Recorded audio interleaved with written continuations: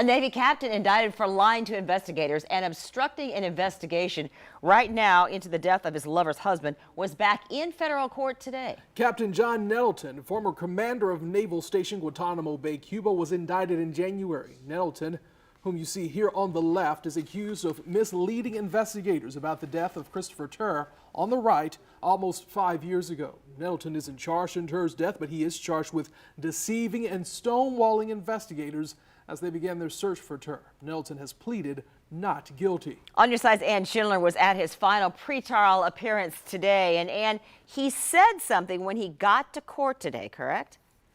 Captain Nettleton didn't answer any questions as he arrived here at federal court today, maintaining a silence he's exhibited since his indictment. The retired Navy captain stepped quickly into the courthouse, where he will stand trial in a case that is expected to last 3 weeks. U.S. District Judge Timothy Corrigan heard arguments about blood evidence and just how far prosecutors can go in talking about the results of Nettleton's alleged obstruction of justice. It was a reminder that while this case is not a murder case, it is deeply rooted in the mysterious death of Christopher Turr. Nettleton's attorney repeatedly expressed concern that the government is going to try to make this a homicide case. Prosecutors countered that they don't know what happened to Christopher Turr, but they want to tell jurors the reason they don't know is because of Nettleton's misleading conduct. For instance, prosecutors said the evidence would have been fresher if investigators had been allowed to search Nettleton's home instead of 10 days after Turr went missing.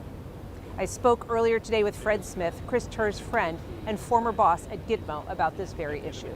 It seems like if the Navy wanted good order and discipline, then they would have prosecuted full-heartedly this captain for the death of Christopher Turr, and that's not happening. Now, the judge warned prosecutors to be very careful about how they presented this case, saying, "I don't want any dog whistling or any links that could suggest homicide."